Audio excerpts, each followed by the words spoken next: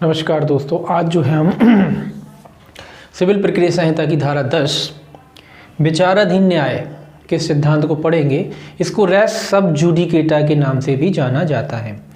सबसे पहले जो है हमको इसके जो है आवश्यक तत्व देखेंगे कि इस सिद्धांत को लागू होने के लिए कौन कौन से आवश्यक तत्व जो हैं आवश्यक हैं।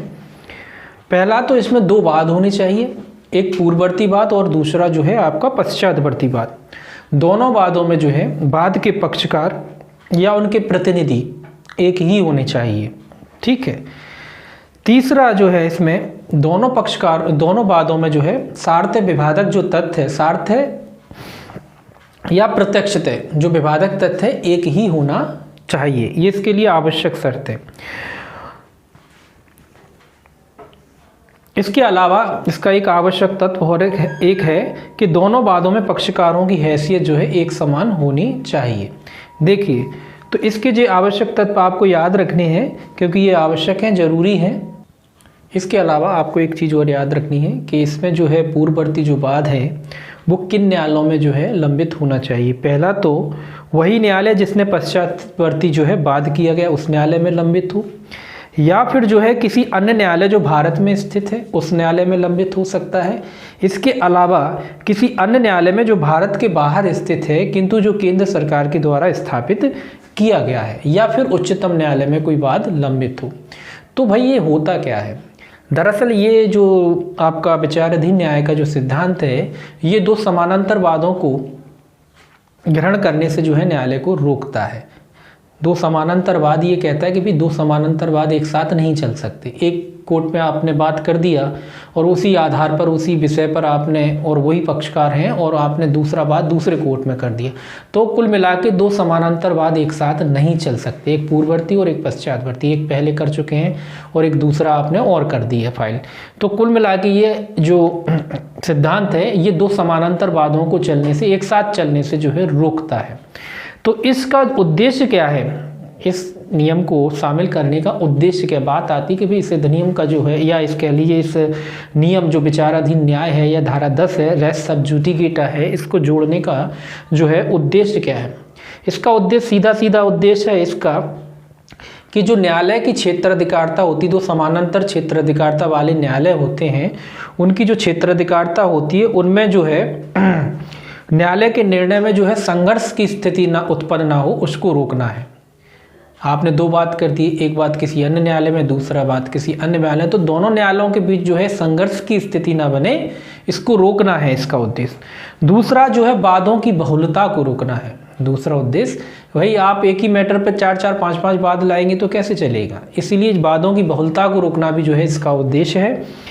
तीसरा इसका उद्देश्य है कि एक ही वाद हेतुक पर जो है एक वाद होना चाहिए। ये कहता है कि भाई एक वाद है तो एक वाद हेतुक है, आपका जो वाद हेतुक है उस पर एक ही जो है वाद जो है होना चाहिए। इसके अलावा दो समान क्षेत्राधिकारता वाले न्यायालयों में संभावित दो विपरीत निर्णय होने से रोकना है। भैया आपने दो नाम, मान लीजिए आपने दो बात कर दिए, उसमें एक न्यायालय कुछ और फैसला सुनाता है, दूसरा न्यायालय कुछ और फैसला सुनाता है, तो विरोधाभास जो होता है उसको रोकना जो है इस जो है अधिनियम का जो है उद्देश्य है, ठीक है। इसके अलावा अब आपको ये बात और समझने लायक है कि ये जो नियम है ये करता क्या है।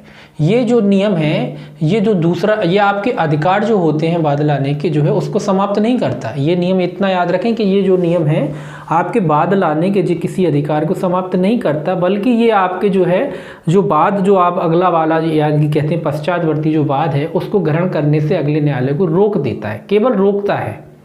ये आपके अधिकारों को रोकता है, बस ये ख़त्म नहीं करता। तो आपके वाद लाने के अधिकार को नहीं ख़त्म करता, ये केवल जो आपने जो पश्चातवर्ती वाद दाखिल किया है किसी अन्य न्यायालय में, उसको यह जो वाद जो विचाराधीन न्याय का जो सिद्धांत है वो अन्य न्यायालय को उस बात को ग्रहण करने से रोक देता है, ठीक है।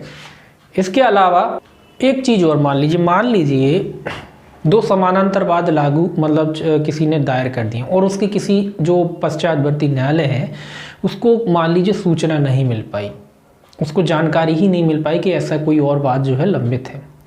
तो पश्चातवर्ती न्यायालय ने मान लीजिए अगर कोई डिक्री पारित कर दी तो सवाल उठता है क्या वो डिक्री परिवर्तनीय होगी। तो बिल्कुल याद रखें कि वो डिक्री परिवर्तनीय होगी। क्योंकि ये जो है किसी अधिकार को समाप्त नहीं करता है, चूँकि समानांतर जो है दोनों न्यायालय सक्षम अधिकारिता वाले हैं। और मान लीजिए कोई पश्चातवर्ती का बाद का मतलब है जो सेकंड बार आपने जो बात फाइल किया था उस न्यायालय ने अगर उसको जानकारी इस बात की नहीं लग पाती कि दो समानांतर वाद हैं या पूर्ववर्ती कोई वाद लंबित है और वो उस मामले में कोई डिक्री पारित कर देता है, तो वो डिक्री क्या होगी, लागू होगी। अब डिक्री लागू होगी तो क्या होगा, ये तो सिंपल बात होगी कि भाई डिक्री लागू होगी उसकी, लेकिन जो पूर्ववर्ती न्याय है फिर उसको रोक दिया जाएगा बात करने से। जो पूर्ववर्ती न्यायालय है उसको बात का डिसीजन करने से रोक दिया जाएगा। ये किस धारा के तहत रोका जाएगा, ये आपका धारा 11 के तहत रोका जाएगा। ये जो मामला है फिर किस में चला जाएगा, 11 में।